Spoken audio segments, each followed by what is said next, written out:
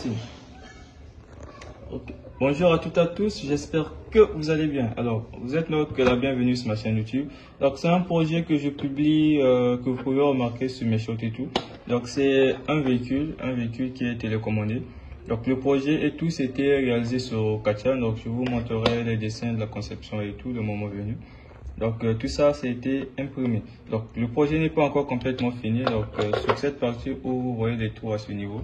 Donc, c'est des sports qu'on va déposer une caisse dessus, donc un objet et tout, qui va permettre de sport pour pouvoir déposer quelque chose dessus. Parce que le but du véhicule, c'est pour transporter. Donc, par exemple, là, si on met ce truc, donc, quand le véhicule va se déplacer, ça va glisser et puis ça va tomber. Donc, cette partie-là, c'est prévu pour mettre un support qui va nous permettre de déposer les objets afin que ça ne puisse pas tomber quand le véhicule se déplace. Donc, c'est construit de plusieurs parties. C'était réalisé par impression 3D, comme je l'ai dit tantôt. Donc là, c'est les connexions que j'ai réalisées. Il y a plein de trucs à l'intérieur. Donc ça, ce sont les drivers moteurs. Donc il y en a deux pour contrôler les moteurs de chaque moteur de façon indépendante. Vu qu'on utilise les roues Meganium, ça va nous permettre donc d'avoir beaucoup plus de rentrer le véhicule dans beaucoup plus de directions que les roues ordinaires. On a une carte SP32 ici. On a un beeper. Pour l'instant, c'est pas actif. Je crois que je l'ai connecté au mauvais pin. On a un capteur ultrason juste à ce niveau. Et là, on a un capteur, comment on appelle ça, un capteur infrarouge. Donc, si je mets ma main, vous allez voir que ça s'actionne. Donc, les fils, c'est parce que j'ai projecté la sortie du capteur à ce niveau. Donc, quand je mets là, ça s'actionne.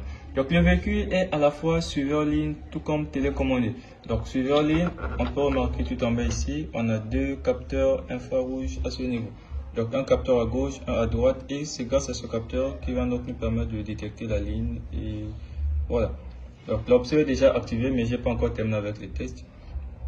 Au moment où je faisais la conception, j'avais oublié de mettre un petit trou ici pour mettre le contact. Donc voilà pourquoi j'ai sorti les deux fils. Comme j'ai dit, le projet n'est pas encore fini.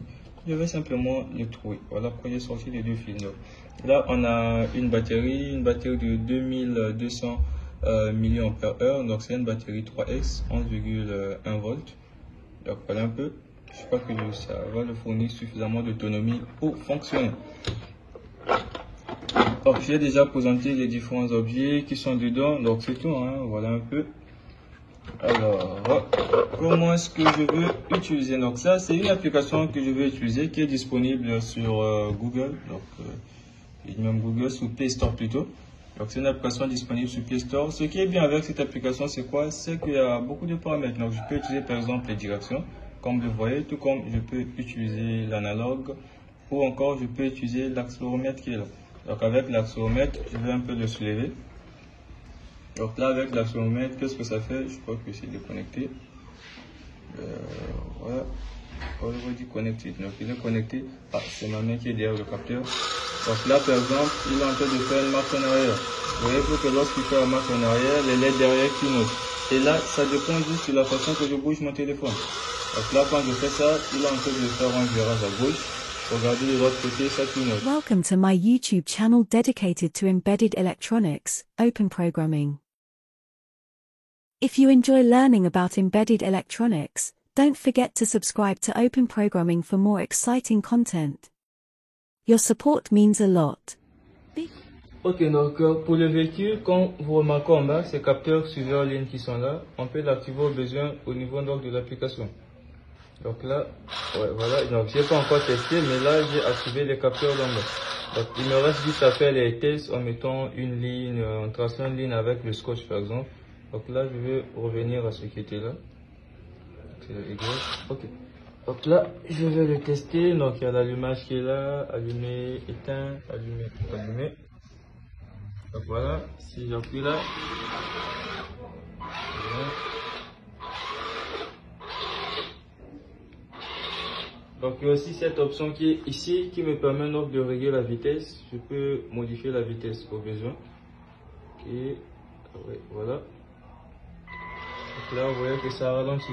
Vraiment ralenti, la vitesse est réglable. À un moment donné, là, ça ne tourne plus parce que la vitesse est trop basse. Donc, il faut que je l'augmente. Et voilà. Donc là, c'est dû à la vitesse qui est basse. Donc, il faut l'augmenter. La batterie n'est pas si chargée que ça. Donc voilà.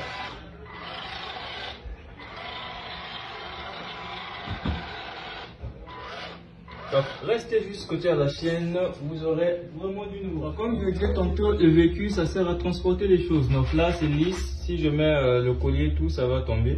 Donc, je vais imprimer un support qui va nous permettre de contenir la charge. Mais regardez un peu le carton que je vais mettre. Je crois que c'est... Il y a du filament à l'intérieur, mais c'est pas rempli. Donc, je vais le mettre dessus. Voilà, c'est un peu ça le but du véhicule. On le met comme ça. Et qu'est-ce qu'il fait? Il avance avec la charge. On recule, il tourne, il avance et il va aller le déposer quelque part. Une fois arrivé à destination, l'opérateur va donc retirer la charge. Donc c'est un peu ça le but du véhicule. Thanks for watching Open Programming.